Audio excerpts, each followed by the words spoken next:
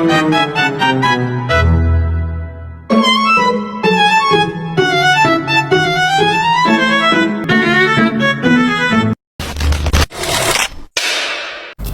teman-teman, kami dari kelompok 7 dan di sini kami akan menjelaskan tentang eutanasia yang secara umum masih jarang ya dibahas oleh masyarakat di Indonesia karena masalah legalitas, moral, dan lain-lain. Oke, mari kita simak pemaparan materi kami.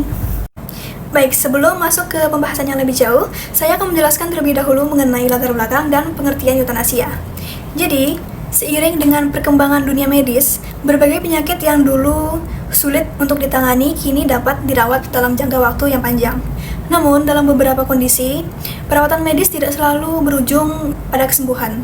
Karena banyak pasien dengan penyakit kronis atau terminal harus menjalani kehidupan dengan penderitaan fisik dan mental yang berat serta kualitas hidup yang terus menurun.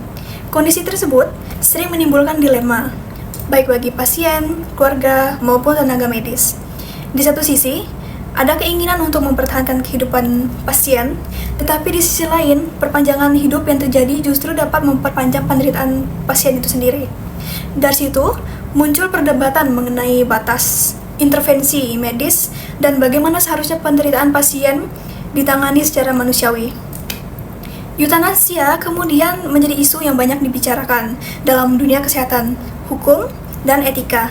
Praktik ini menimbulkan pro dan kontra karena berkaitan langsung dengan hak hidup manusia, tanggung jawab tenaga medis, serta nilai-nilai moral dan sosial yang berlaku di masyarakat.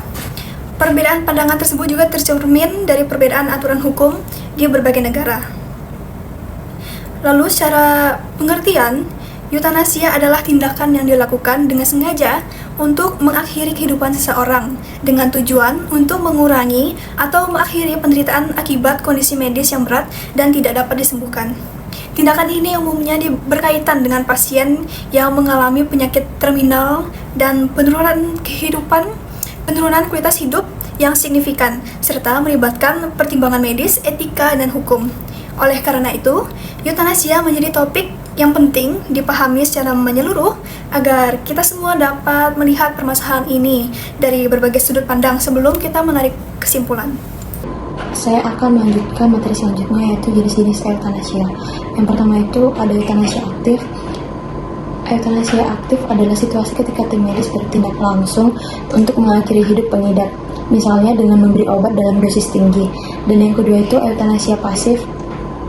Prosedur ini dilakukan ketika tim medis secara tidak langsung mengakhiri hidup pengidap.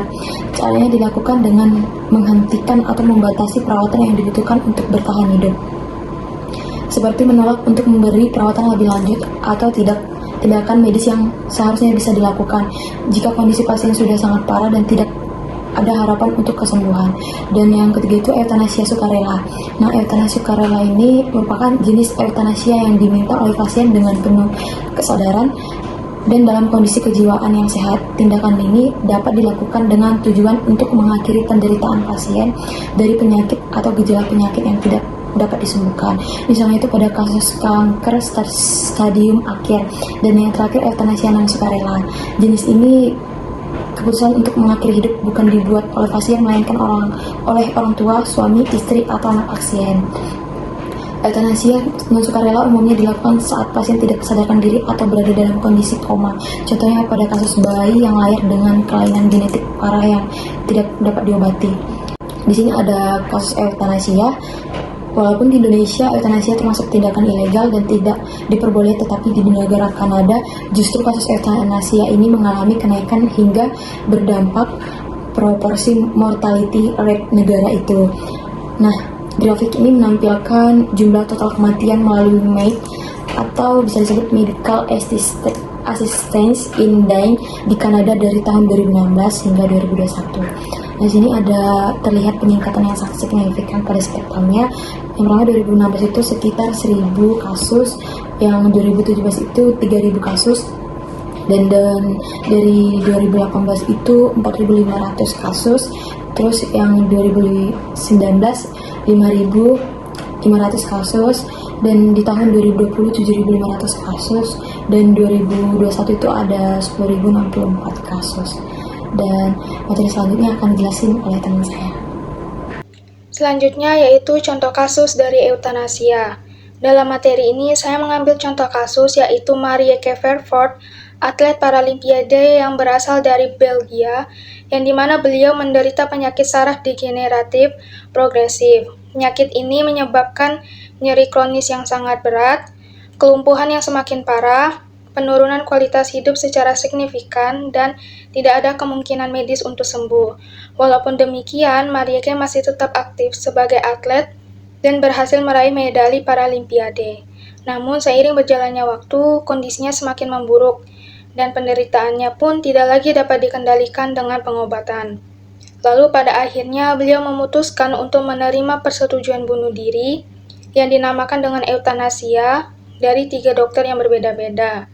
Seperti yang diketahui, eutanasia legal untuk dilakukan di negara Belgia kalau dilakukannya secara sukarela, berdasarkan penderitaan yang diderita dari penyakit tersebut secara berkepanjangan, serta melalui proses hukum dan medis yang ketat dan diawasi. Dalam sebuah wawancara dengan CNN pada tahun 2016, Marieke Vervoort menjelaskan jika keputusannya untuk menandatangani surat-surat eutanasia memberinya kekuatan atas kehidupannya kembali, yang memberikan kata-kata bahwa beliau tidak takut mati dan beliau melihatnya sebagai sebuah tindakan operasi yang dimana kamu pergi tidur dan tidak pernah bangun lagi. Bagi beliau, itu merupakan sesuatu yang sangat damai dan beliau tidak ingin menderita lagi ketika beliau sekarat. Baik, selanjutnya di sini saya akan menjelaskan mengenai analisis etika moral, yang dimana pertama yaitu mengenai deontologi. Berdasarkan teori Immanuel Kant tentang deontologi adalah etika berbasis kewajiban yang menyatakan moralitas suatu tindakan tidak bergantung pada konsekuensinya, melainkan pada apakah tindakan itu sendiri benar secara intrinsik. Berdasarkan akal budi dan hukum moral universal yang disebut imperatif kategoris, yang menuntut kita bertindak hanya karena kewajiban moral dan memperlakukan manusia sebagai tujuan, bukan sekedar alat. Lalu yang kedua yaitu mengenai utilitarianisme, yang dimana berdasarkan teori John Stuart Mill tentang utilitarianisme adalah teori etika yang menyatakan tindakan terbaik adalah yang menghasilkan kebahagiaan terbesar bagi sejumlah orang terbanyak, dengan membedakan antara kesenangan intelektual atau moral dan fisik, dan menekankan pentingnya rela berkorban demi kebahagiaan bersama, di mana kebahagiaan kolektif lebih penting daripada kebahagiaan individu, serta motif sepenting konsekuensi tindakan itu sendiri bagi kebahagiaan umum. Lalu yang ketiga yaitu mengenai etika kebajikan, yang dimana teori etika kebajikan terutama dikemukakan oleh filsuf Yunani kuno Aristoteles, yang menekankan pengembangan karakter moral melalui pembiasaan kebajikan seperti keberanian, keadilan, dan kebijaksanaan untuk mencapai kebahagiaan atau kehidupan yang baik, bukan fokus pada aturan atau konsekuensi. Lalu yang keempat yaitu mengenai hak asasi manusia, yang dimana teori etika moral hak asasi manusia menurut John Rawls berakal kuat dalam teori keadilannya sebagai kewajaran atau justice as fairness, yang menekankan pada hak-hak dasar yang setara bagi semua individu dan perlindungan terhadap kelompok yang paling tidak beruntung. Lalu yang terakhir yaitu mengenai nilai keadilan dan martabat manusia, yang dimana teori ini adalah cabang studi yang berfokus pada pertimbangan moral mengenai distribusi yang adil dan pengaturan kehidupan sosial yang adil. Konsep keadilan melibatkan upaya untuk menentukan standar dan prinsip-prinsip yang harus diikuti dalam pembagian sumber daya, hak, dan kesempatan di antara individu-individu dalam masyarakat. Lalu, jika kita kaitkan dengan kasus yang sudah dijelaskan oleh teman saya, yang dimana yaitu terkait kasus atlet Paralimpiade Belgia yang meninggal melalui eutanasia pada usia 40 tahun, menimbulkan perdebatan etis yang mendalam. Meskipun tindakan tersebut legal di Belgia, atlet tersebut memilih eutanasia karena penderitaan psikologis yang berat dan berkepanjangan yang menurut penilaian medis tidak dapat disembuhkan. Secara moral, kasus ini tidak hanya menyangkut hak individu atas tubuh dan kewajiban dan kehidupannya, tetapi juga menyentuh nilai kehidupan, martabat manusia, serta tanggung jawab sosial terhadap individu yang menderita. Lalu jika kita lihat dari perspektif deontologi Immanuel Kant, eutanasia tidak dapat dibenarkan karena kehidupan manusia memiliki nilai intrinsik yang harus dihormati. Mengakhiri hidup meskipun atas persetujuan individu dianggap melanggar kewajiban moral untuk menghormati manusia sebagai tujuan, bukan sebagai alat untuk menghilangkan penderitaan. Oleh karena itu, eutanasia dipandang tidak bermoral menurut teori ini. Lalu jika kita lihat menurut utilitarianisme John Stuart Mill, eutanasia dapat dibenarkan jika tindakan tersebut mampu mengurangi penderitaan yang tidak tertahankan dan menghasilkan manfaat yang lebih besar dibandingkan dampak negatifnya. Dalam kasus ini, jika eutanasia benar-benar mengakhiri penderitaan psikologis atlet tersebut tanpa menimbulkan kerugian sosial yang lebih besar, maka tindakan itu dapat dianggap bermoral secara utilitarian. Lalu, jika kita lihat dari etika kebajikan Aristoteles, kasus ini menyoroti nilai belas kasih terhadap penderitaan manusia, namun juga menimbulkan pertanyaan tentang kebajikan seperti ketabahan dan keberanian. Keputusan eutanasia tidak hanya mencerminkan pilihan individu, tetapi juga menunjukkan sejauh mana masyarakat gagal memberikan dukungan moral dan psikologis yang memadai. Dan yang terakhir, jika kita lihat dari sudut pandang hak asasi manusia dan martabat, eutanasia berada dalam posisi dilematis. Di satu sisi, individu memiliki hak atas otonomi dan kebebasan menentukan hidupnya. Di sisi lain, negara dan masyarakat berkewajiban melindungi hak hidup dan martabat manusia, terutama bagi kelompok rentan. Dengan demikian, kasus ini menunjukkan bahwa eutanasia merupakan persoalan etis yang kompleks dan tidak dapat dinilai secara sederhana. Selanjutnya, aku akan menjawab pertanyaan dari kasus eutanasia Marike yang berkaitan dengan analisis etika. Yang pertama adalah, di mana letak dilema moralnya? Yaitu, dilema moral dalam kasus eutanasia Marike terletak pada pertentangan antara hak individu untuk menentukan akhir hidupnya sendiri dengan kewajiban moral untuk menghormati dan melindungi kehidupan manusia. Di satu sisi, Marike mengalami penderitaan fisik dan psikologis yang berat dan tidak dapat disembuhkan, sehingga eutanasia dipandang sebagai jalan satu-satunya untuk mengakhiri penderitaan dan menjaga martabatnya sebagai manusia.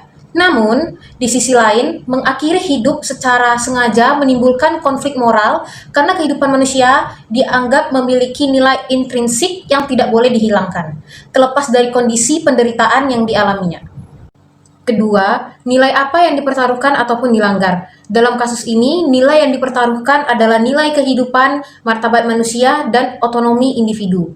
Nilai kehidupan dipandang sebagai hak asasi yang fundamental dan tidak boleh dikurangi sebagaimana ditegaskan pada pandangan deontologi dan HAM. Sementara itu, nilai martabat manusia dan belas kasih menjadi dasar argumen yang mendukung eutanasia, karena mempertahankan hidup dalam penderitaan ekstrim dianggap dapat merendahkan seseorang. Selain itu, nilai otonomi juga sangat penting, karena keputusan eutanasia didasarkan pada kehendak sadar dan sukarela dari individu yang bersangkutan. Ketiga, siapa yang paling terdampak? Dalam kasus ini, yang paling terdampak adalah Marike sendiri, karena keputusan eutanasia langsung menentukan akhir hidupnya dan mengakhiri penderitaannya. Selain itu, keluarga dan orang-orang terdekat juga sangat terdampak secara emosional dan moral karena harus menerima kehilangan sekaligus konsekuensi dari keputusan eutanasia. Di sisi lain, ada tenaga medis yang ikut terdampak karena berada dalam posisi dilema antara kewajiban profesional untuk menyelamatkan kehidupan dan kewajiban etis untuk menghormati keputusan pasien. Keempat, apa keputusan yang etis? Keputusan yang etis pada kasus ini adalah keputusan yang diambil secara sadar, sukarela, dan melalui prosedur hukum serta medis yang ketat, dengan mempertimbangkan pasien, martabat manusia, dan dampak sosial. Dari sudut pandang utilitarisme, eutanasia dapat dianggap etis karena dapat mengurangi penderitaan yang berkepanjangan. Namun, dari sudut pandang deontologi dan HAM, keputusan tersebut tetap bermasalah ataupun salah secara moral karena bertentangan dengan prinsip perlindungan hak hidup. Oleh karena itu, keputusan paling etis bukan sekedar mengakhiri hidup, tetapi memastikan bahwa eutanasia benar-benar menjadi pilihan terakhir setelah solusi bentuk perawatan, dukungan medis, dan pendampingan psikologi yang telah diberikan secara maksimal. Eutanasia merupakan persoalan etika moral dan hukum yang kompleks karena melibatkan benturan antara nilai kehidupan, martabat manusia, otonomi individu, serta tanggung jawab negara dan masyarakat. Berbagai pendekatan etika menunjukkan perbedaan penilaian. Deontologi menolak eutanasia karena melanggar kewajiban moral menjaga kehidupan. Utilitarisme dapat membenarkannya demi pengurangan penderitaan, sementara etika kebijakan menekankan pentingnya belas kasih dan tanggung jawab sosial. Perbedaan praktik antar negara menegaskan bahwa eutanasia sangat dipengaruhi oleh nilai sosial, budaya, dan sistem hukum yang berlaku. Karena itu, eutanasia tidak layak dinilai secara hitam putih. Kampanye yang relevan bukan sekedar mendukung atau menolak eutanasia, melainkan mendorong pemahaman etis yang kritis, penguatan layanan paliatif, pendampingan psikologis, serta perlindungan hukum yang tegas bagi hak hidup dan martabat manusia. Fokus utama harus diarahkan pada pencegahan penderitaan melalui perawatan yang manusiawi, sehingga eutanasia benar-benar diposisikan sebagai isu terakhir, bukan solusi instan.